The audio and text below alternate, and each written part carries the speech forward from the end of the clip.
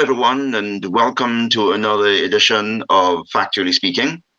And in this edition, we are going to focus on something which is of extreme importance to us in Dominica, an event which has grown over the years to become, say, a flagship event at Independence Time. Generally in the country, I would say that the World Creole Music Festival has in fact become the biggest event that this country stages on a yearly, on an annual basis.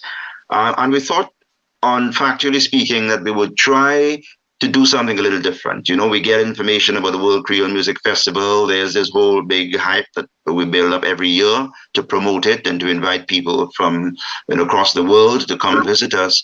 But we felt that we needed to go back in time and to delve into the story behind the story, the backstory, as we say in news.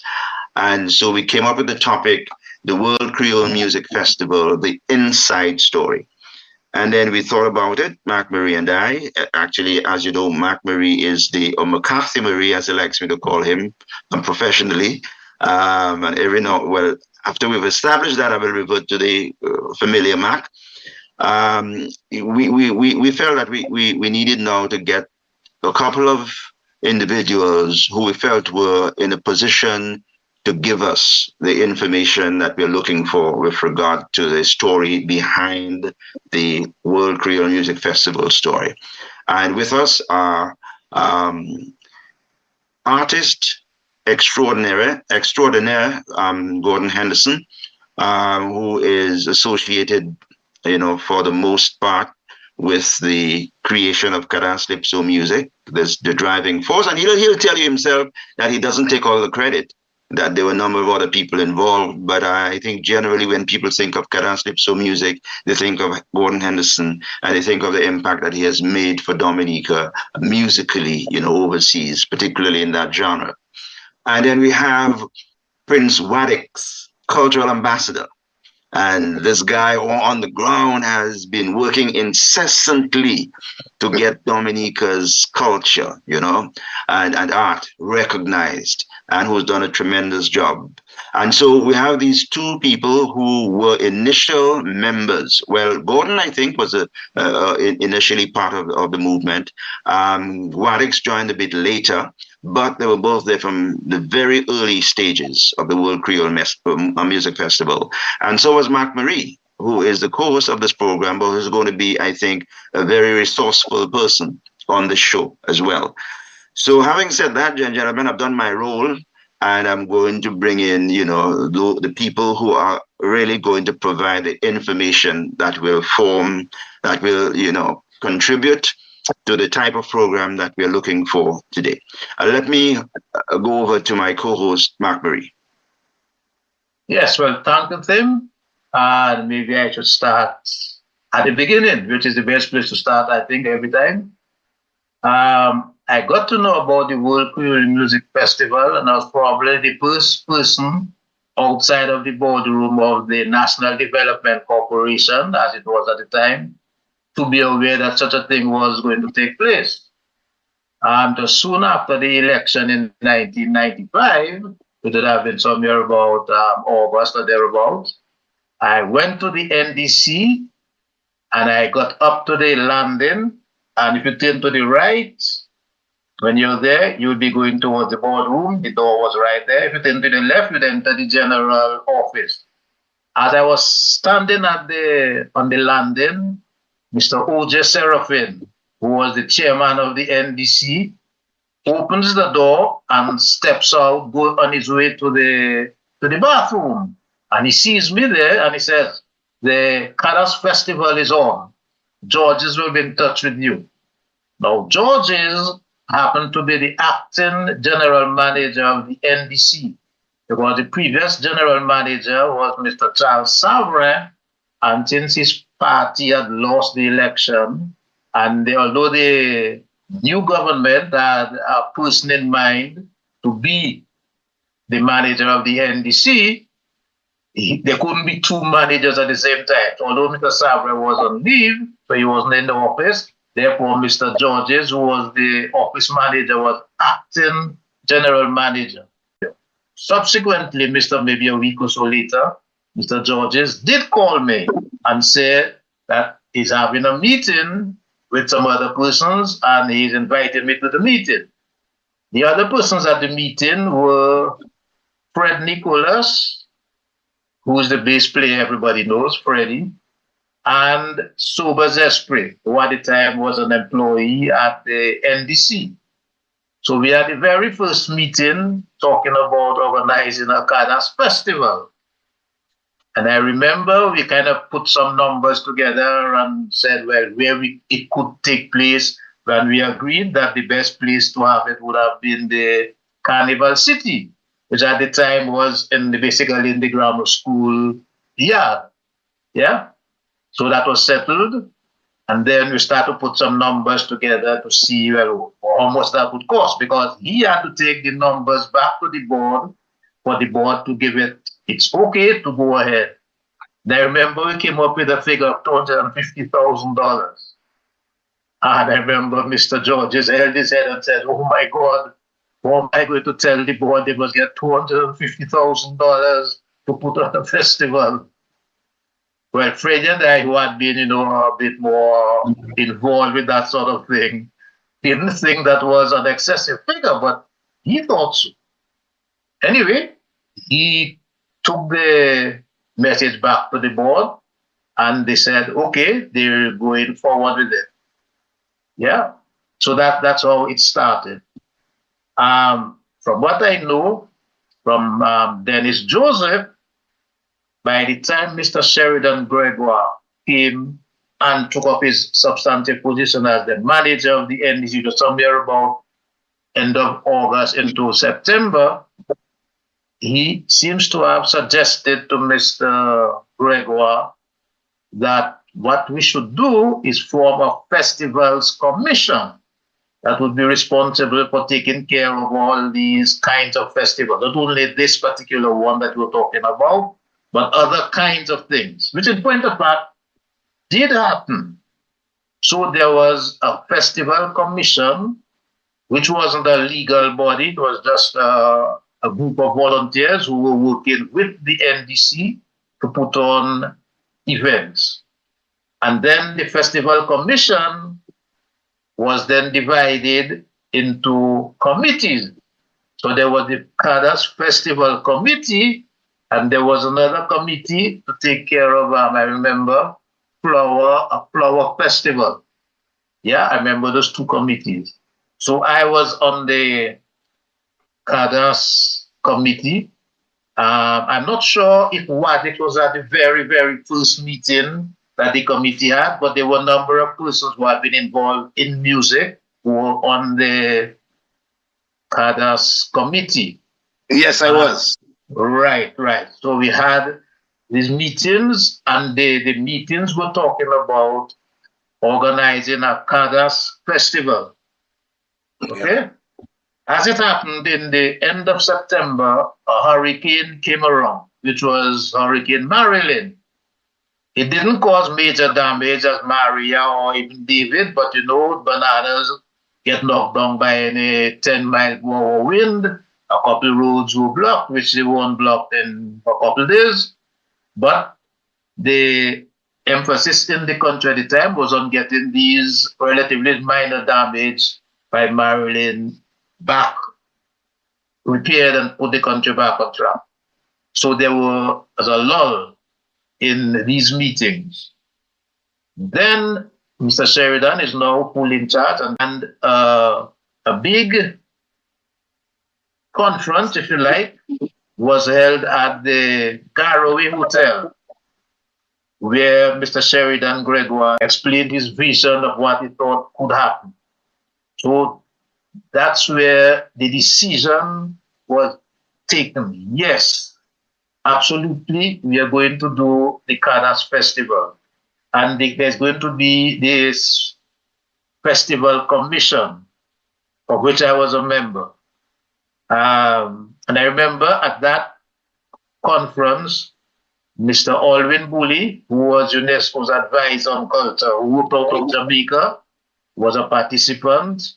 There was a guy called Boo Rudder, who was the leader of a band in Barbados, and I knew him kind of pretty well because his band used to come to play at the university practically every weekend. He was now in charge of the crop over event in Barbados. He was invited as a person who could give some ideas as to what they were doing in Barbados. And of course, was for these two persons. Okay? And we are going forward with the festival commission, and the carnival and the CADAS committee is going to do its work to get the CADAS festival on the road. So we are talking now in about February 1996. That's when everything is definitely going. So we're having a number of meetings about how it will be done, which groups, etc. The basic idea had already been agreed upon that it was going to take place in the Carnival City. Okay, so we were not talking about where we would take it because that's taken for granted. So we had meetings, and somewhere along the line, it occurred to me that the name CADAS Festival was a bit limiting for more than one reason. Because at the time, the big CADAS bands like Exile One were no longer functioning as Exile One. The Grammars had also been in disarray, you might say, although Jeff personally kept on performing, but there wasn't a functioning grammar, so to speak, anymore. Midnight Groovers were still playing as Midnight Groovers. So essentially, it was looking as if they basically really two CADAS exponents in Dominica who would be available, which is basically Ophelia and Midnight Groovers. Bearing in mind that all the others like Wafrikai, Liquid Ice, all of these had already stopped performing as groups. So I said at one of the meetings, what we need to do is we need to come up with a name that is not limiting, because CADAS Festival would be a name that might die off. If the CADAS, if there are no more or enough exponents of CADAS music, and you have a festival that's named after basically 2 or 3 performers, that's not commercially sound. Yes? So at the time, Zouk music was very popular. Kassav had released the album, and especially the Zouk Classicel Medica Manoni, which is the album that really got them going. That wasn't their first album at all. That was like the 3rd or 4th album. But that was the album that like put Zouk on the map, so to speak. And by the way, the guys in Kassav did not call the music Zouk music at all. It was called Zouk by a DJ on Radio Caribbean in Martinique, a guy called Indias. I knew him pretty well. And the reason he called it Zouk was because Kassav music recordings happened to come on the scene at the same time as the phenomenon called Zouk was popular in Martinique. And a Zouk basically was a party where you played records rather than have a band play, which was the traditional way of partying in Martinique. And it was started by young people, and then it grew where adults and entrepreneurs would organize Zouks. And Zouk was really a Martinique event. I can't remember Zouk ever taking place in Guadeloupe. Yes? Anyway, so Zouk music was popular. So somebody in the meeting suggested, well, why don't we call it Zouk / CADAS Festival? So for a number of meetings, if we had access to the records, we'd see the number of meetings we had, maybe a good 6 months worth of meetings talking about organizing a Zouk CADAS Festival. And then I said again at one of the meetings there, but hold on there. I mean, I gave a kind of explanation of what Zouk was and how it came about, because I was there in Martinique while all of that was actually happening. So I knew how they work.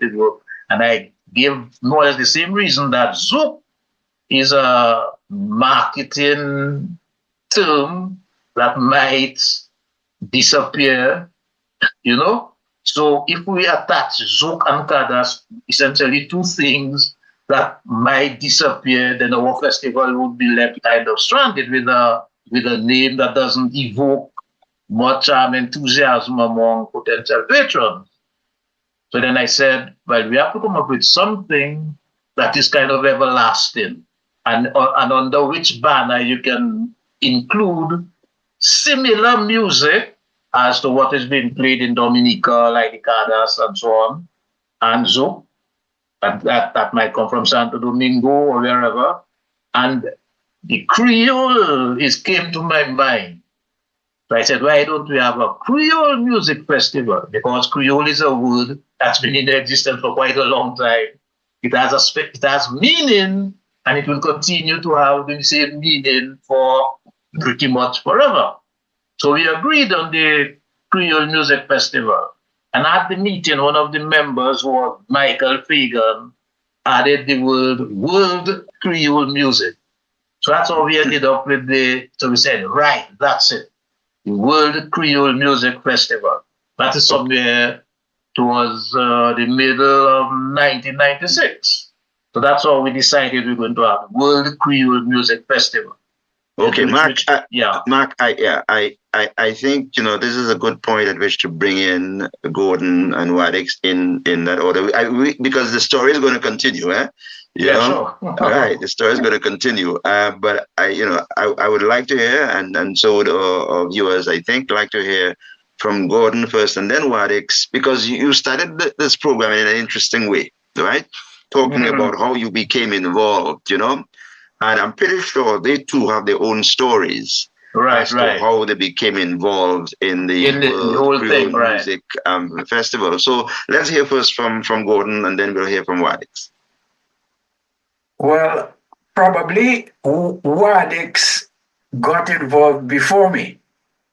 Okay, well, in that case, maybe we should follow the chronological order. What is to say, because I got involved when Dennis Joseph called me towards the end of 1996. So probably Wadix was there way before that. Okay.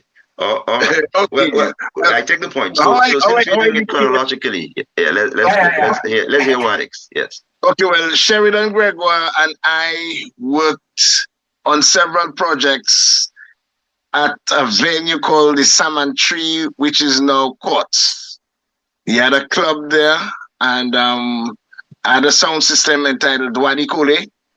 And Wadikole was known to have been the major sound system to have promoted Creole music around Dominica and the field. So we did several dance parties there. We had several events there. So he, knowing my connection with the Creole world, mentioned to me about that particular activity that was going to take place in Dominica. And what Mark said was actually correct. It did start it off as a Kadas, because the first meeting I attended, it was a Kadas festival, and then later a Kadas Zouk festival.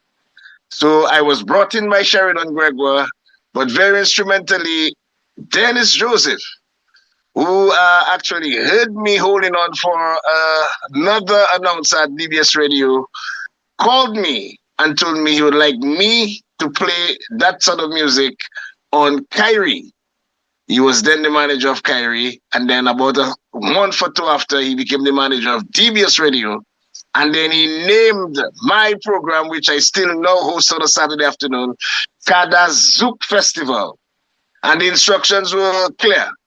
I have to play the music of the festival because we were going to promote something that was very new.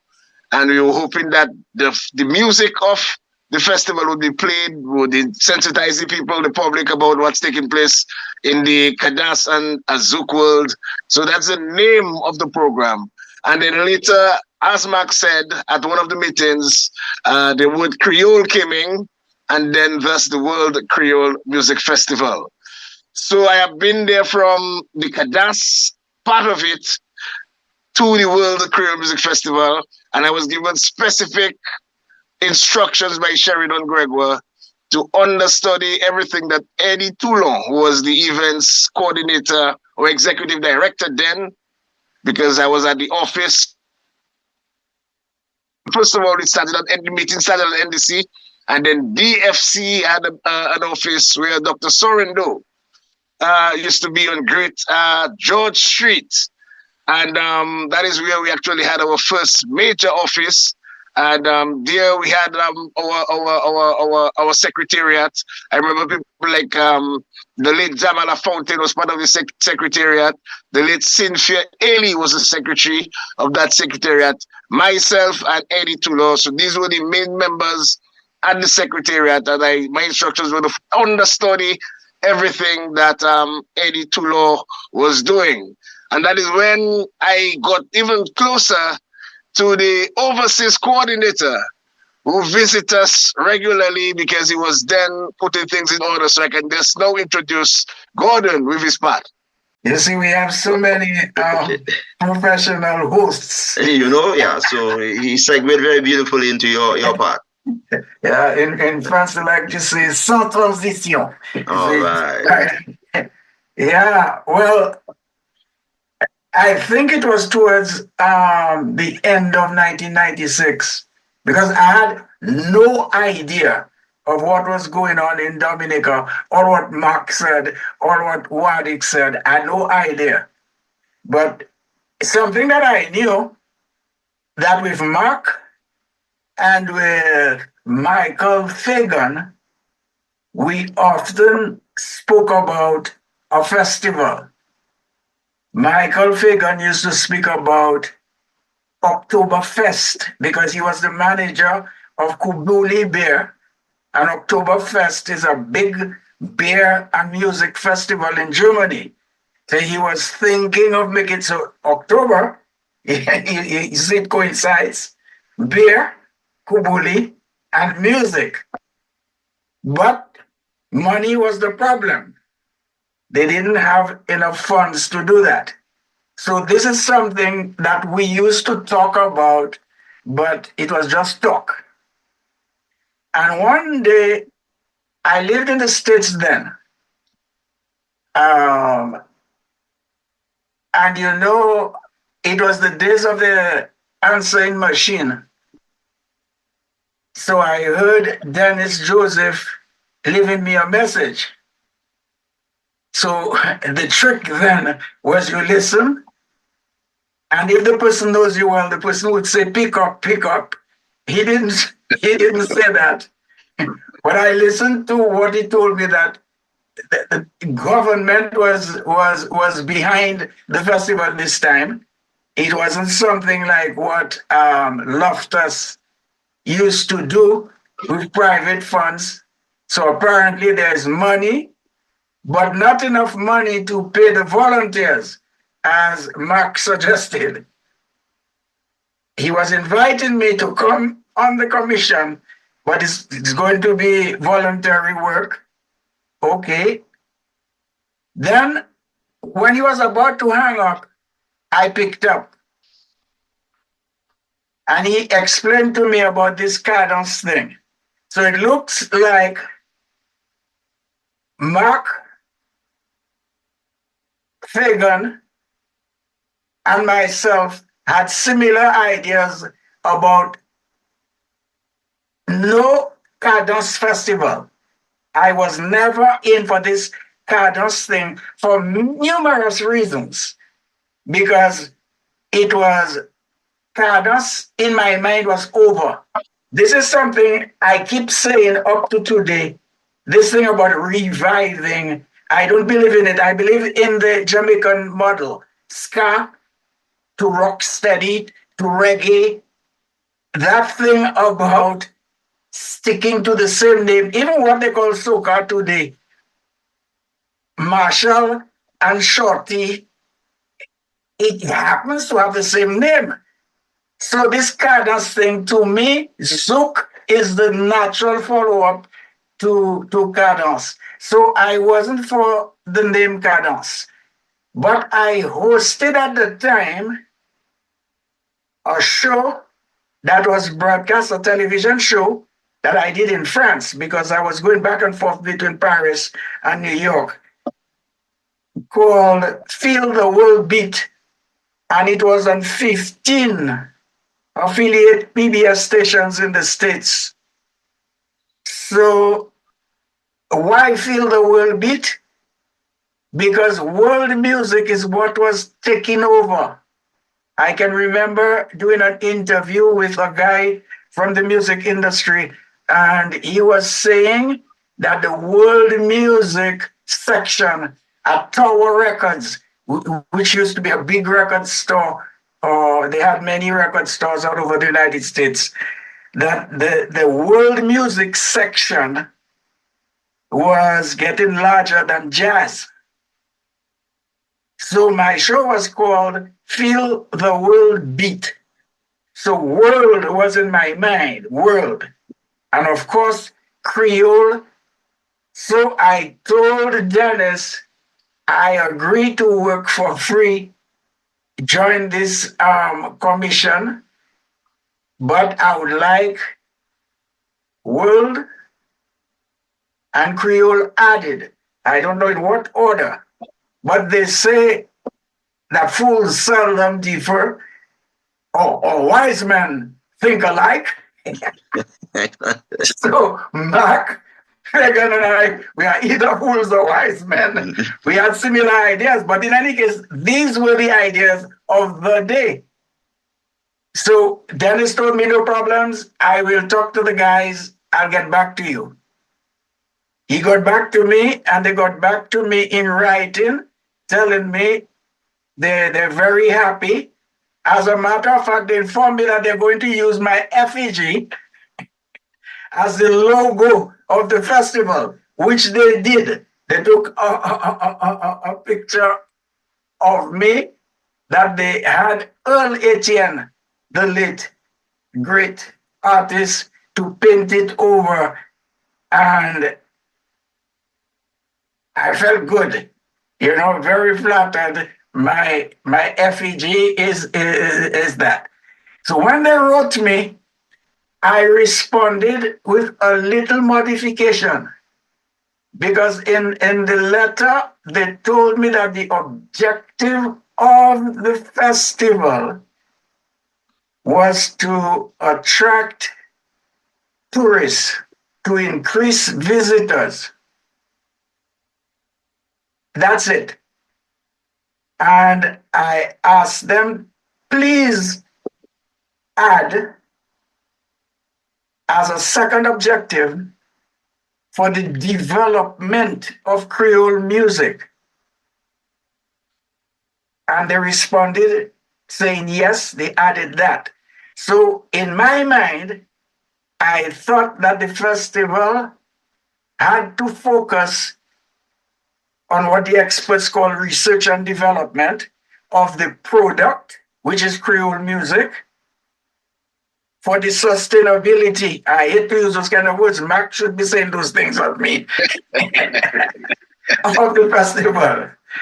And so I would probably stop here because I accepted. The other part is, what did I do when I was appointed? Okay, we will come to that, because we're going to try to follow this thing in a logical manner as possible.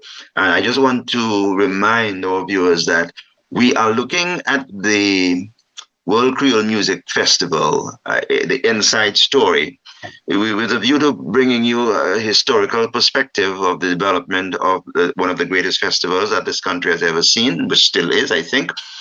And also with the intention of putting it in a particular context. So that's what happened then. We will eventually come to the point where we will be talking about what is happening now. And, there will be some juxtaposition, and people will be left, to draw their own conclusions. Or at least our panel will have the opportunity to express themselves. And so will our viewers, be able to make up their minds as to what they think. But we want now to get to the point that at the beginning, where each of you have told your story as to how you got involved. And initially, you all agreed to be part of what I would imagine you agreed with those who had started, the festival. You kind of shared in the vision that they had for the festival. What I'd like to do now is to take it a bit further. How did the festival work in those days? Mark talked about his suggestion that a festival commission be formed, and we know that happened. Eventually, we would see, some sort of evolution taking place of the festival to encompass the ideas that have been given by Gordon with regard to making it more of a world affair. We'll come to that as well. But what I want to get from you, gentlemen, at this stage is at that initial point, of the formation and the development of the festival, how did things work? So if I can maybe try to follow what Mark Drift was, that's where we had our secretariat. That's upstairs Dr. Sorendo's office on King George V Street. And there the main organizing of the activity would have taken place. But Eddie had that particular experience because Frontline very often teamed up with Loftus and what they call and organize different events. Up until, let's say, a year or two, that there were some challenges between Loftus and Eddie. But then myself and Eddie continued to work promoting. I remember we did several shows before the World Creole Music Festival. I can remember we brought people like Shiktai and Gasoline and even Volta Fast to Dominica, even before the World Creole Music Festival. And Eddie was already part of that sort of kind of movement taking place. So it was very easy for myself and Eddie to work. But then my main role at the office was in the band selection, mainly because I knew most of the Creole bands. So I remember trying to put the first edition together. I gave them a whole list of some of the major Zouk bands and some of the Soukous bands, because we brought Soukous music to Dominica. We also brought Zouk music for the first time in Dominica. We sort of revived the whole Kadas era because all the vinyl records were lost, and we got them, put them on CD. I remember giving Eddie Tulo a compilation, both Eddie Tulo and Dennis Joseph, a compilation of all the Kadas lips of bands that had gotten organized between Mark Murray and Ken Robinson on compact disc at the time, so that we could have listened at the office to some of the songs, because I knew the songs, but I wanted them to get familiar with the songs that I had chosen. So I gave them a catalog of Zouk bands and some of the best in terms of Kadas lips of bands. And just around that time, we had people like Nelly Starr doing something with a group called Esperia Set. And she was kind of doing very well during those times. I remember also Tabu Combo was still one of the major Haitian force, because they had a catalog of hits, and they were very, very popular in Dominica in those days. So quite a bit of work was done in bringing the final lineup based on the costings of the lineup. I remember Mr. Greg was sending me to Guadeloupe to have discussions with Esperia Set then, but they couldn't make it the first year. They had to make it. They could make it the second year with Zouk Machine. He said before Esperia Set, and I came back with Esperia Set plus Zouk Machine. So basically, my role was to get the bands organized, to assist in the band selection, and also to be on the road. Myself, Eddie, because what Gordon would do a lot of times, Gordon and Sobers would organize the various mediums in the French Antilles and throughout the Caribbean. And then we would visit almost every Caribbean island to launch the festival and to bring the message across that, yes, Dominica is now holding this particular festival. It is different from any other festival in the world. It is indigenous, it is Creole, and we try to sell that to every single island. And possibly Gordon might want to revisit a story where I lose one of my favorite garment, part of my garment, while on tour. But it was a very sort of difficult process. Why? Because lots of people knew Dominica for Kadas lips of music, but not for festival tourism. And as a result, it took some real dedicated hard work to get the people to really buy into the World Creole Music Festival, even locally. Because I recall the first night of the World Creole Music Festival, we suffered heavily with just about 600 to 700 people at the festival. And then it was only after people realized it was serious business, the sound system was heard all over Pottersville. I understood as far as FACTUALLY, we had a lights system, sound light system that was revolving all around the city that people really gravitated towards the festival the second year. So I'm not sure if Mark is better organized to come in. Yeah. Well, I'm organized to come in. Let me just say how we arrived at choosing a particular date for the festival. We basically sat in a room, the committee, and we examined what happened in Dominica and in the Caribbean from January to December. So we said January, everybody is coming off Christmas and so on and New Year's. So, and then February usually is Carnival in Trinidad, Dominica, couple other places. So those 2 months are off. Come down to Easter time. Easter happens to be the best weekend for tourism in Dominica. So there's no point trying to put on a festival to attract more tourists when you have no space to put them because they're already full. Yeah. Then we came down towards May, and we said, well, St. Lucia has their jazz thing in May. And then, which brings us into June. June is end of school year for everybody around the Caribbean, so it's not a good month. And then July, of course, it's the rain season in Dominica. We know what it can be like. And then September, of course, is back to school and so on. Then October, we looked around and said, well, there's nothing actually happening anywhere around. So why don't we choose October? And I don't know who said it, but somebody says, well, yeah, the last weekend in October. And that happened to be International Creole Day. The last Friday in October is International Creole Day. So we said, well, everything falls into place. There is nothing else happening to distract people around the Caribbean. And we actually have a logical reason to tell people why they should come to the Creole Music Festival. It's on International Creole Day. So Creole will be highlighted at the time it's being highlighted all over the world. So that's how we ended up with the Creole Music Festival on that date, at the last weekend in October.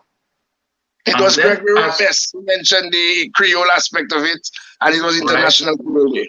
Right, so everything fitted together. And as Wadik said, the first night was a financial disaster. Even before we go to the first night, don't forget we had a serious challenge with a few people who felt that we were going to kill the independence season. There were lots of discussion all over Dominica that all of a sudden that these guys want to bring this festival around independence, which would kill the independence season. And that was one of the main reasons that we had to put some of the traditional aspects on center stage to highlight it, to show and to prove to those who felt that we were going to kill the independence season, to actually evangelize what really we meant by the word Creole. Because if we bring in the world to Dominica, then we are going to expose the traditional aspect of Dominica's culture to the world also. So then there was a serious challenge with quite a bit of people with certain status in Dominica who felt that we were going to kill independence.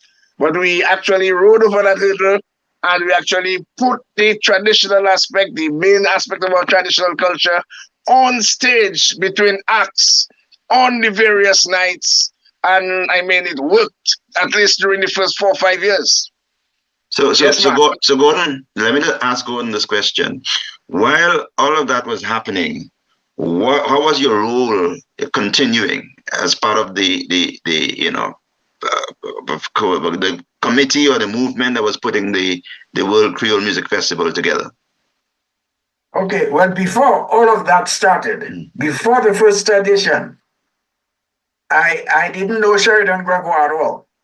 I'd heard of him. I came down to Dominica, and there, not as a cadence singer, but owner and manager of my company that was based in the US. And I had a meeting with him and with Dennis Joseph, that I had known from Gaylords. I always saw as a sort of mentor and broadcaster and so on. And we had in mind that we were going to set up a radio station in Dominica. That's Dennis and me. That eventually became Q95 with the same Sheridan Gregoire. So I spoke to them about what I didn't want to get involved in any kind of, as I said earlier, cat dance thing, because I thought that too parochial, that oh, cat dance and so on.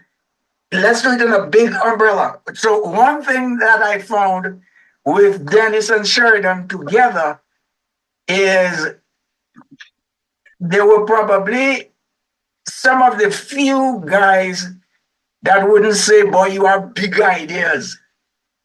They embraced the so-called big ideas.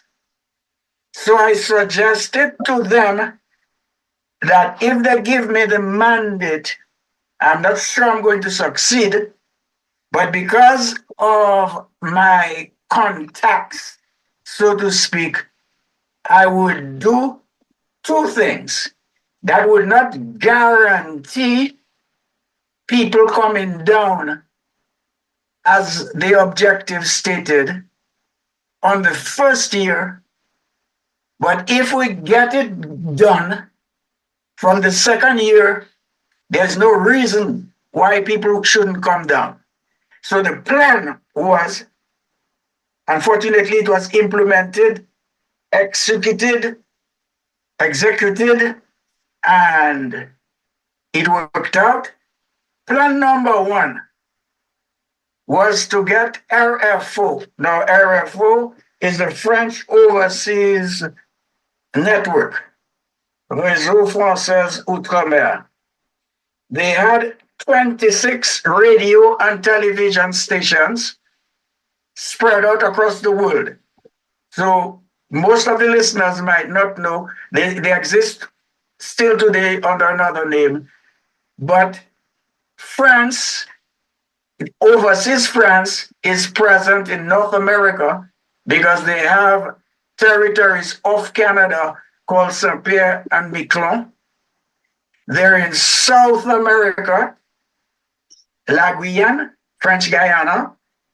Of course, they're in the Caribbean archipelago, Martinique, Guadeloupe, Saint Martin. They're in the Indian Ocean, La Réunion. They're in New Caledonia.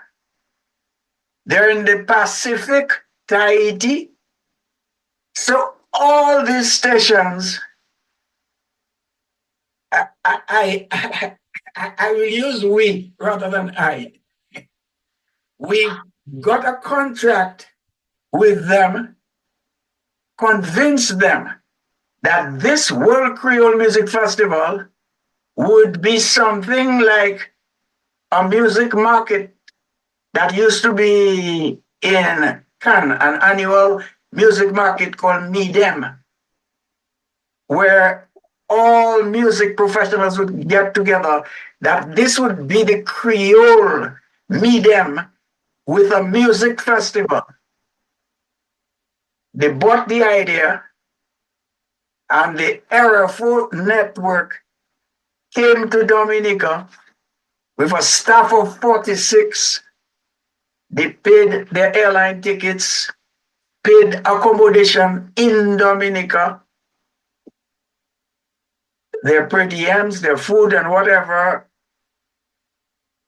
And they did two things. They shot the 3 nights of pulsating rhythms that they put together as a show, but they interviewed people. They went all over the island, Trafalgar Falls and whatever, really boosted Dominica and had that broadcast on the entire network. But it was broadcast after the show. They tried to do, but it wasn't the days of the internet, and international broadcast was not that easy. But they tried to do some transmissions from night one. I don't know how well that worked. So that was the first thing that was done. But simultaneously, since I was doing Paris and New York, at the time in New York City, there was a radio station called WLIB, which was part of inner city broadcasting. And they covered the tri-state, New York, New Jersey, Connecticut. And every West Indian listened to WLIB, particularly on weekends, Friday, Saturday, Sunday. But what I noticed that WLIB at the time, and all of this is important, for the future, because the festival people made a vital mistake at one point by dismissing the Airful network after 3 or 4 years, under some kind of nonsensical promise that some guy came to them, and everything that I say can be verified. And I don't want to be pointing fingers at anybody. So I say 3 or 4 years, and some of them, but I can remember very clearly who are the people who did that. Some clown from the United States came to Dominica and told them they can put them on BET. But in order to go on BET, and why did they want to go on BET? I haven't forgotten WLIB. Yeah? I will explain the WLIB aspect. The reason they wanted to go on BET is because they wanted to compete with St. Lucia. But St. Lucia had a jazz festival that eventually failed anyway. And BET and jazz, in the audience, people know that jazz is not necessarily the genre of BET, but they convinced some of the people 3 or 4 years after to the guy convinced them that they should pay him. Now, RFO was for free. It was a partnership. So they gave the guy, I don't remember if it's 75 or 175,000 US dollars, so that he could shoot the World Creole Music Festival, and he would put them on BET. That never happened. It never happened. And when the RFO guys, since I was the so-called international coordinator, found out that they couldn't come because BET, the guys told me in a very apologetic way, we understand we are too small, BET has more audience and all of that. They didn't realize it was the stupidity of some of the people that were running the festival at the time. Now let's go back to WLIB. Now WLIB, there were 2 important factors. The first one was that radio station was so popular, as a matter of fact, there was something that they call the link up, but that came after. The link up is like today, the internet radio, people call and whatever all over the world. But people would go. I organized to make WLIB link up with DBS radio. I think it was once a week, so people could talk to their friends. I can't remember exactly how the link up went. But the difficult part that we had to overcome was WLIB played mostly Jamaican reggae and Trinidadian music. And occasionally you would have a Dominican, but no big thing. I went and had dressed my jacket and tie and not like this, had executive meetings with them, told them I was the international coordinator and the government is behind it and all kinds of talk like that. And they told me, that's where I discovered, I don't know if this is a real word or if that's their concept, and Tim could help me on that. They told me, well, the music programming is based on a concept that they call narrow casting, as opposed to broadcasting. Narrow casting within that context would mean the Jamaicans and the Trinidadians are buying the ads, and the ads are directed to their audience. So they narrowcast. If you guys want your music programmed, you have to narrowcast. I said, well, okay. This is where my company, not the NDC, decided we're going to jump into this narrowcasting thing. But we didn't have anything to advertise. I can remember going to the Waldorf Astoria, which was and still is a very good hotel, to pick up Mr. Norris Privo and Mr. Sheridan Gregoire, to take them to LIB, to have them interviewed, to talk about Dominican tourism and that sort of thing, sponsored by my company. Dominica, we probably didn't have a powerful CBI program at the time, so we didn't have enough money to buy ads. But I negotiated certain things with WLIB. I got 5 of them down to Dominica at once, put them at the Anchorage, threw them a nice time, and so on. So they decided to do certain things on credit. And if we check the books, we still owe them, but I think that they sold the company now. So, but at the end, because I was no longer there, because after 3 years, my logo, my everything was gone, and I wasn't fired, but I felt myself useless. So I had to give up. In fact, the reality of the thing is, since I was there when it was set up, I was considered blue. So when the new government came, I was there, and so RFO had to go, as I explained.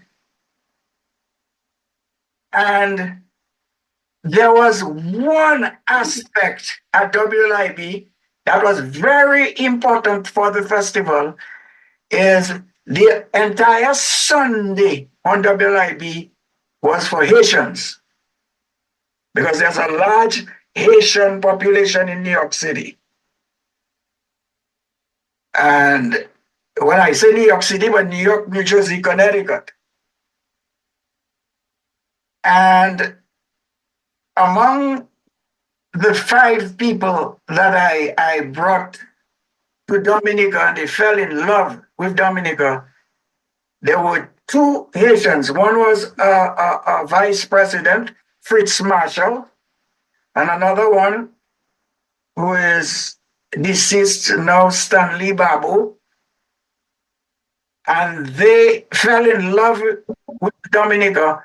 So the narrow casting, and besides, the Haitian population was very, very important, because of the commonality, the Creole thing. So even from the first edition, I can remember meeting Haitian Americans in Dominica because they came because of what they heard. They came all the way from New York City. So from the second edition, we had conquered the French overseas people, but more particularly Martinique and Guadeloupe because they're next door, and the Caribbean people. I think we started to surpass the St. Lucia Jazz Festival in terms of Caribbean people that would travel for the festival. And I should say, lastly, before I leave the microphone for someone else, there is something else that I did, and I suggested that that should be done all the time, is we should take a part of the festival on the road to make money, but to advertise. I can't remember what year it was, but it was the year of the soccer football World Cup. And Jamaica was a part of it. And I got WLIB to come to Paris and organized a big event with artists. Remember, I didn't choose artists.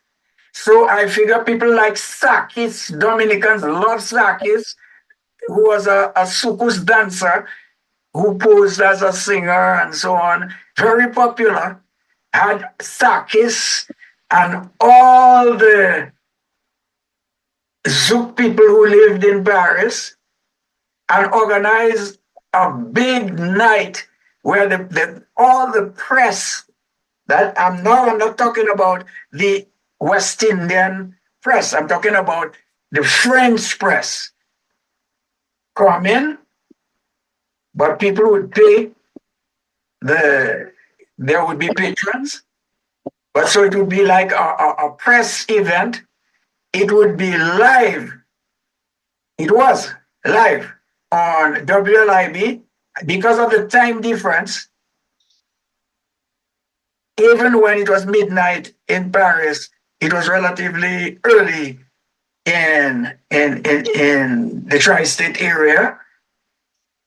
And this got a lot of press review, that event. It only happened once. And it made a profit. And I still have proof of having delivered the profit, maybe stupidly, to the NDC. And I say stupidly, why? Because I think that this is something that can still be done in Martinique, Guadeloupe, French Guiana. Well, Mark will tell you about efforts that were made to get artists from French Guiana. They have never been represented. That is not to knock Quadix. But these artists from French Guiana, because of their connections, Mark can give you more details, offered to pay their way similarly to RFO to come, and they were turned down. So that is a little idea of what went on, but significantly, what went on to establish in the minds of people in North America and around the world because of the RFO network, that the World Creole Music Festival, and I think if it is embedded in the people's minds for 50, how many? Well, 50, I'm thinking of my career, 20 something years. It's mainly the way that it was launched. Yeah, but I just want to say something there, that there is something that the people of Dominica don't realize or understand. At the time when the festival started, there were a number of what you might say intellectuals involved in the festival. I can name Steinberg Henry, he was one of the members, and Gregory Rabes was another one. I suppose I'm an intellectual of sorts, who knew something about music beyond the fact that you hear some songs and you like it, or you see something on TV.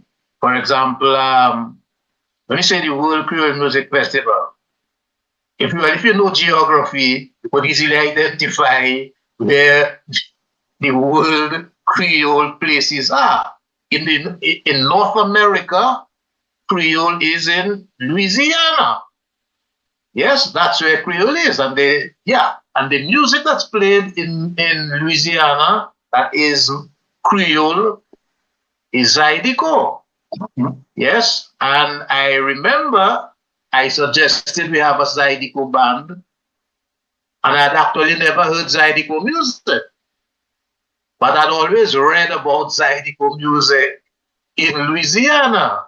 And there's the guy who was the leading guy. There was, what's his name again, Maddox? Buckwheat Zydeco. Buckwheat Zydeco, who plays the accordion. And the Zydeco is very close to Jinping music. Yeah. Except that they sing all the time, and they have a particular expression saying in Creole, Jinping, which they always say. So and they came to play, and the people in Dominica enjoyed it. Okay, so the whole idea in my mind and the World Creole Music Festival is that the first group of people who would be at the festival were people who we could identify as being part of the Creole world, which is not just in the Caribbean, but it's further afield in South America, in the Indian Ocean. For example, there are two islands in the Indian Ocean. One is a nation, and one, three, Mauritius. Yeah, the Mauritius, the Seychelles, and La Réunion.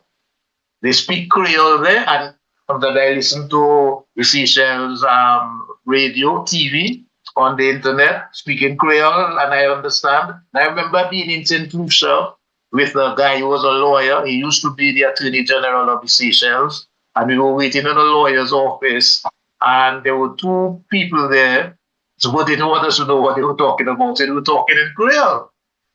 And the guy jumps up in amazement and he says, "Oh my God, I understand what they're saying. They're speaking Creole," because he had not known or had it in his mind that people in St. Lucia spoke Creole. Yeah, he was from Seychelles. So in my mind, we should have had an extraordinary effort to get people from the parts of the world that can be identified as Creole. And to get to the French Guiana there, well, there are a good many people in Dominica, and St. Lucians as well, by the way, who went to French Guiana after the war. Cayenne. Yeah, to look for gold. Most of which they didn't find, but anyway, they settled there and so on. So one of the people, a person with whom Ophelia happened to have played a concert in the town in which the famous French prison, where the Captain Dreyfus was imprisoned, if you know a little history, he was actually the Minister of Tourism of France. Yes, and in his mind, it's such a great honor that he played with Ophelia. So he sends a request to the Festival Commission, which he copies to Gordon and me, to say they would like to come to the festival because they haven't been invited and so on and so forth. And they think it would be a good idea. And as Gordon said, they offered to pay their expenses and so on. All you would probably need to do maybe put them up, and that's about it. And we turned it down. The organizer of the festival at that time turned it down. Because at that time, neither Gordon nor myself was involved in organizing the festival. So, Know myself. yeah, right, exactly. So it's a whole new group of people who take the cue from their children who are watching American TV. That's a nice one. But I want to say something which is very critical to what's going on now. Because I continue to hear people talking about Creole and they're focusing on every other Caribbean island except in the major Franco-Creole countries. Whilst I agree that the other Caribbean islands are a Creole, if you ask them about anything Creole, they will tell you Dominica, St. Lucia, Guadeloupe, Haiti. If you ask a Lucian, a Bajan, a Trinidadian about Creole, first set of places they're going to call for you is Dominica, St. Lucia, Haiti, Guadeloupe. Now, the focus of the festival was always Franco Creole. Yeah. Always, because remember the history from Kadas to Kadas Zouk. And then if you look at the relation, Kadas Lipso. Kadas Lipso Foundation was Asian Compa, Kadas Rampa, and then some Calypso, and then some indigenous spices. So that family, that was the original vision. So it was always supposed to be, because I remember in the first set of festivals, we had Zouk, we had Compa, we had Begin in Malavoie, we had Souval Bois de Sepui, we had Gwoka in Akiu, we had Zaidiko with Bokwit Zaidiko and Nefan and the Zaidiko Chachas. We had Afro Zouk with Oliver and Goma. I mean, and we had the early bouillon, not what we have now. We had the WCK days. We even had a different type of Asian music called Rara by Bookman Experience. We had salsa music from Cuba. And very interestingly, I'm not sure if it was a mistake we made, but we had French raga from the very first edition because it was reggae music but in Creole, which was right. But then once again, Roughneck. Roughneck. It was Creole reggae. You know, it was Creole reggae. So once again, the Creole, and then coming to the Creole, with and the second aspect of the vision Gordon mentioned and the objective Gordon mentioned, there was a federation formed, a very critical federation, the World Federation of Creole Cultures, where the language was given serious priority among the festival. So among the music festival, days before the festival, there were symposiums held at the Arawak House of Culture, where Martinique people from Creole people from Martinique, Guadeloupe, St. Lucia, Haiti, as far as Seychelles would come and discuss. There was even some level of jealousy where they even wanted to have the festival 1 year in Dominica and then rotate. But the was very critical. In point of fact, here is what we could have done, and we could have had a good amount of funding from different West Indies to do that. We could have done a Creole Federation thing. Okay? Guadeloupe has a fete they've been doing for, I don't know, maybe 100 years, a fete de cuisinière. Yeah. Yes? Where the cooks go to church, something similar to Isidore and so on there, but it's for cooks, people who are in the cooking business. We could develop that as a Creole event that would be marketed in the Caribbean and outside to bring tourists to that. We would have the music festival as a music festival in Dominica. Yeah. So in Guadeloupe, eat and drink and be merry, you need music, right? So there'll still be music being played in the Fête de Cuisine. All the aspects. Right. In Dominica, the music would be the main thing. We have to eat and drink. So we would have Creole eat and drinks. Yeah. Martinique has this culture already about rum. Matter of fact, they have a geographical indication for rum. Yeah, rum de la Martinique. where they have these plantations that people visit and taste around and so on and so forth there. We could have had a rum festival in Martinique. And of course, for you to eat, drink, and be merry in Martinique, you have to have music. And nobody in the world likes to dance like Martinique. Believe you me. Their capacity to consume music surpasses all limits that I know. Yes? So, right, exactly. And it doesn't matter whether the sun's shining or there is no sun. Everybody wants music plays, they dance. Okay? So we could have had that and have them linked up and hooked up with the whole thing. Not to mention, God is a member of the French Copyright Society, SACEM. So his Ophelia and myself and so on, and a number of people in Dominica here. We could have had a grant funding and from SACEM to participate and make the festival a grand event. We could have had it. They would have put in some money for it because they do have a fund to support culture and so on, which we could have tapped into. But we have to be part of the system and be brotherly instead of saying about they will take our festival, etc., etc. But Mark, it's interesting. Mark. The theme of the festival from day one was music no. No, right. It means it is the music of Guadeloupe, Martinique, St. Lucia, Haiti, taking place in Dominica. Right. Now, you and both you and Gordon, you are right. Whereby the whole vision was to look at those francophone countries. You talk about French Guyana, you talk about the Seychelles, because imagine a band paying its way to come. You have 3 nights. It's supposed to be a Creole festival, and you can't get half an hour for that band. You can't get 45 minutes for that band. I remember a Haitian band, Mark. I don't know if it's you that told me a Haitian band. Also, I think it is September, wanted to pay their way also to come down to be part of this. And we refused.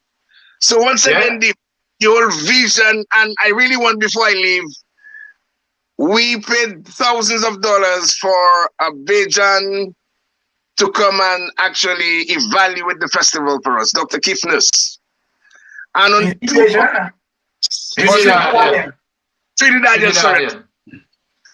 And on 2 occasions, he told us we have something that is very special and urged us not to dilute that particular product. He studied all of the festivals around the region, all festivals around the world, and Dominic had something that was very unique. We paid him to come and tell us that. And but Mark was saying that for free all the time.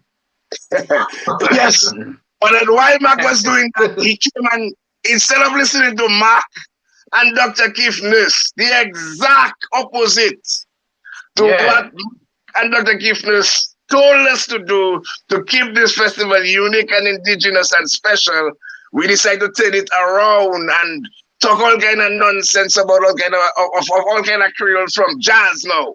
But there's a very important here's an interesting thing.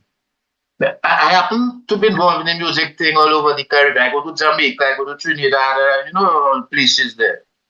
Dominica is the only country in the entire Caribbean, English-speaking Caribbean to be more precise, that had and still has a festival based on its own music. People who run Jamaica in Jamaica do not like and support reggae music. The people, I was shocked when I went to study in Trinidad. After Ashwell, there nobody interested in Calypso and Calypso. And in Dominica, we have a completely different attitude. People in Dominica love Dominican performances. That is why we could decide we're going to have a Cardas festival, which is our festival. And the people who come from abroad were kind of shocked and surprised that we were organizing an event around our music of a high standard. Because in their country, it's not an accident. It's an interesting thing. 100% Dominican workforce. Okay, yeah, gentlemen, you're making my job. In fact, you've made my job one of the easiest I've had in moderating any discussion in my career, right? And I think that comes from the fact that I have three very informed, very knowledgeable people about the World Creole Music Festival talking about it. It was an absolute pleasure for me to sit back and just listen to you all guys, bring forth information that a lot of which I had not done before. I'm pretty sure many Dominicans and many of the viewers were not privy to. I would like each of you to take the remaining time that we have and give a grade to the festival, saying why you think I mean, you've mentioned some of those things, but I want them to be crystallized so that our viewers can really grasp very clearly what the points that you're making. Take some time to grade the festival in terms of what have its successes been and what the failures have been, and how do you think in specific terms that can be remedied. Whatever failures that there are can be remedied. Each of you, and I'll leave it up to you to decide who wants to begin. That way you'll have the opportunity to say anything that you have not said. The people who organize the event, they don't know sufficient, let's say, geography. They don't know sufficient history, nor do they know anything much about music as such at all. So they do, and they make this mistake that considering that the more money you spend on the festival, the better it is. So they've been spending more and more money getting supposedly Grammy-nominated artists to come, and the returns on the expenditure for the festival does not match up. In other words, if you increase your expenditure by 3 times and your increase in revenue only goes up by 0.5, you just lost a set of money uselessly, spent a set of money uselessly, which is what has happened, that the expenditure on the festival has been going up, but the return hasn't been keeping pace with the speed of increase of expenditure. And we have it, which is part of the problem, is we have irrelevant artists who do not contribute much to the festival. And we believe wrongly that the people who come to the festival come primarily because of who is playing. That's not true. The festival, by its beginnings and focusing on Creole, has created a brand to which people attach themselves. Like I have a little place for accommodation, and some other people have them too. Our places are filled out since in February. Nobody knows who's playing. They expect to come to Dominica and find good Creole music being played, as well as to discover music that they do not know. For example, in 2011, I happened to go to a music event, Homex, in Denmark, yes, Copenhagen. And there I meet some people from Brazil. And the same thing, like what they happened with the people from French Guyana, they gave me Brazil is a federal state, by the way. So the Brazilian was divided into this, by each state had a portion of it there. And everybody's trying to promote his state. So I meet these people, and they give me all their promotional materials that they had there.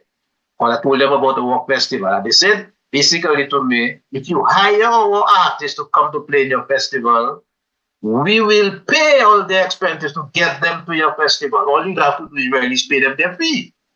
I gave the people at the festival at the time all the information, and they gave it back to me 2 months later and said that they're not interested in that. Here's the thing. Gordon has a song that is a super hit in Brazil. If you listen to the music of the northeast of Brazil, it is precisely the music that's closest to Dominica's music. There is a market waiting for Dominican music in Brazil in a big way for Triple K, for their carnival. That is how we would make the connection between the Dominica people, the Brazilian people, and the people involved in the music thing, to get our music into Brazil in a bigger way. It's already there. To get it into a bigger way where our artists could be going on tour to Brazil and not sleeping in people's basements, by the way, as they do in New York. Yes? So it's, what about it? The fact that the educational level of people who are involved in organizing the thing has decreased, diminished, means there is less intellectual firepower in the organization of the festival. Okay. Well, we heard from Mark, and it's open to Wadix. How about you? We'll end with Gordon. No problem. And I kind of agree with everything that Mark has said. And basically, you can feel the deficiency based on the output. You can see the pool of artists that are now coming in. And what Mark said earlier is very critical. A powerful foundation was set. A brand was built. And even February, his facility was already filled. And I mean, that is just testimony to the foundation and to the building of the particular brand. As to where we are now, I still believe that there is a lot that can be done with the festival, but then that deficiency in the organizing of that particular festival is very prevalent. There is a lot of mediocrity that is continue to really saturate the whole situation. While we are even struggling even this year. We can feel the struggle and the challenge this year by some of the events that are taking place. Mainly because we are not putting the right people or employing the right people or allowing the right people to be part of something that can enhance Dominica and place Dominica truly as the Mecca, as the headquarters of Creole integration. It is by no mistake that the Father put us between two French territories. And when I look at how St. Lucia is maximizing their benefits from just Matic to the south of us, we should be doing similar, because Guadeloupe Matic, as former prime ministers have said, as Rosie Douglas have said in his vision, 1 million people. There are still people in Matic and Guadeloupe that have never been to Dominica. There are still, hundreds of thousands of people that have never been to the festival. We can only accommodate a few thousand at a time. But then what are we doing to maximize that effect? What are we doing about the music and new aspect of it where we actually make the people feel part of it? And I really want to leave with that particular statement. I really believe if we do not intend to go back to what that can work for us, because I haven't seen any collaborations with any major acts from the festival. I'm not seeing any managers, meet some managers of some of the major so-called elite and international, so-called elite and international bands having any collaboration, any relationships. I haven't seen any of our artists going over to some of the places our foreign exchanges actually going over. So once again, I think we need to revisit. We need to start to evaluate where we are and decide if we want to have a Dominica Caribbean Festival and take out the W and take out the C. I have said it before and I've been chastised and I will continue to say it. Instead of trying to prostitute the word Creole and even prostitute the word world. Because what I am seeing now, I am not seeing the W is being represented, neither the C for Creole being represented. And that's my last take on this. I'll leave to Gordon. Okay. Wadix brought up earlier in the discussion a very important point with regards to the definition of Creole music. While some believe that it must be Franco-Creole, Franco in terms of the language, others might say that reggae is Creole and merengue from the Dominican Republic is Creole, soca is Creole. At least that is what we have noticed over the years. that the Creole, the definition of Creole music over the years, there has been some kind of a semantic shift from Franco-Creole to a broader definition. So that is one thing. Mark spoke about having intellectuals. I think that intellectuals in Dominica should have some discussion within the context of the World Creole Music Festival, even in terms of policy, come up with a definition of what Creole music means today. Because, I mean, we can understand semantic shifts. What I've always suggested is, because I interviewed Dennis Joseph for a documentary that I'm doing, and I also interviewed Colin Piper, who was at the time the executive, the CEO of the DDA. And they were saying opposing things. Dennis Joseph was resolute, adamant about sticking to what we call Creole, the definition of Creole has been the Franco spoken, and even without words, we can recognize a compa from reggae, even if we want to call both Creole. So Dennis was saying, this is what Creole is. We should stick to it. Mr. Piper was saying, yes, but it is economics should play a part, because his key word was trend. He was saying, this is not trending.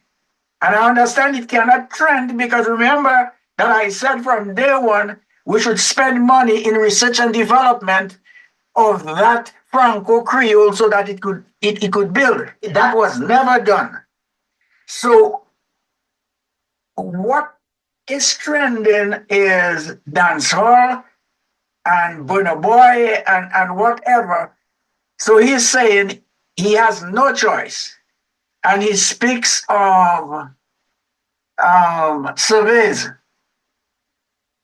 But the surveys are usually done in Dominica, whereas the objective of the thing is to attract. I've never heard of any survey, because I keep close attention to what's happening, particularly in Martinique and Guadeloupe, and there are no surveys with regards to the choice of artists. So I think there is a need for an intellectual discussion with regards to definition, with regards to everything dealing with what is Creole music and what is profitable, viable in Creole music today. Quickly, I am not against the fact of bringing in whoever, Burna Boy or whoever. But I think if we have regard, as Wadix explained, for respect for Creole music, bring them in, give them all the red carpet reception, all the pay that you think, because they will attract people, but bring them in as special guests. In other words, to make a childish analogy, if we are having a banana festival, so we have cocoy, we have plantain, we have all Cavendish or whatever, but people seem not to like it. They prefer corn kernels than a banana. So we say it's not trending anymore. So we're going to bring in corn kernels, make it look like a banana, or it looks like a banana. But you bring them in as a special guest. You don't put them as the headline of the Banana Festival. So there's a lack of respect for Creole music itself, as far as I'm concerned. I wanted to add that when Max speaks of penetrating the Brazilian market, people probably don't. While you're speaking, I made a quick check of what is the population of Brazil now. It's 350 million people, we're talking about. And it's relatively close. It borders with French Guiana, where we go frequently. So in that same round table of intellectuals, all of that should play. The last thing I would like to say is when the festival, for the 3 years that I spent with the festival, there were various components. The language component was well played. It was moving very, very well.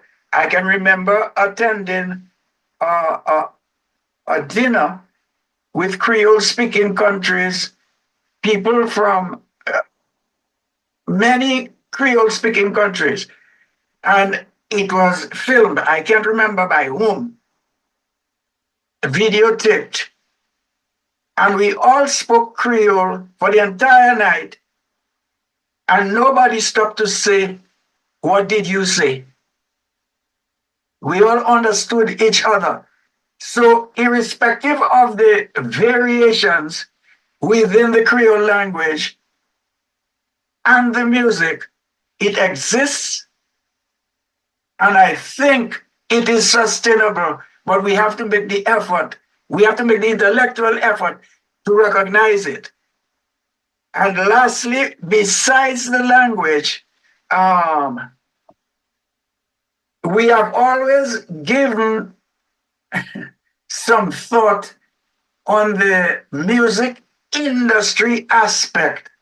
That is why we're saying that the festival would be like a pivot around a Creole medium where distributors, music publishers, producers would come to Dominica, get to know each other, and work in a kind of World Creole network. And that World Creole network, there would be no confusion or what kind of music we're talking about. Because we know if we speak of Kassav, for example, we know that Kassav has taught Curacao. As a matter of fact, well, I don't want to be too lengthy, but I can go on all day or all night on this, because when Kassav played at the World Creole Music Festival for the first time, they were going down because they had not played, and anyone can research it, anywhere for the 6 previous years. They were still popular. After they played at the World Creole Music Festival for the first time, that's when they went to St. Lucia, to Barbados, to Curacao, and wherever, which means that the World Creole music, and we see it today with some of our bouillon boys going around the place and so on, but their popularity stems from the performances. There is one from Grand Bay who came in on a horse, another one came on a giraffe, and I mean, it's the impact at the World Creole Music Festival is essential. So there's so much to be said, but I think I've said enough. Well, perhaps. Yeah, but I just wanted to say something that about the trending thing there. If you're talking about trending, I asked the people who work at the Festivals Commission and other people, you know Kizomba? Everybody says, what's that? Kizomba has been trending all over the world for more than 10 years. That's music from Angola. It is a reinterpretation of music from Dominican Guadeloupe. You listen to it, it fits in, the music fits in dead with our music. But nobody here knows Kizomba. I mean, how trending, the reason I'm saying about trending there is that the trending, is what they see on American TV. The world is still as big as it always was. So if you keep watching American TV and believe that's the end of the world, we say, oh, Okay. All right. Well, gentlemen, Gordon, thank you very much, for joining us. Wadix has left us, but we want to thank him in absentia. It was really wonderful, a wonderful discussion. And Mark, as always, inputting his vast knowledge, of a number of topics. So I'm really hoping that our audience or viewers will enjoy, and appreciate the information that they got as much as I do, And we're looking forward to having you back, Gordon. There's so much more you have to go and share with us.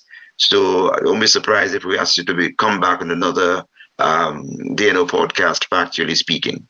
So until then, we want to thank you viewers for being with us, and Mark and I will see you next time. Goodbye.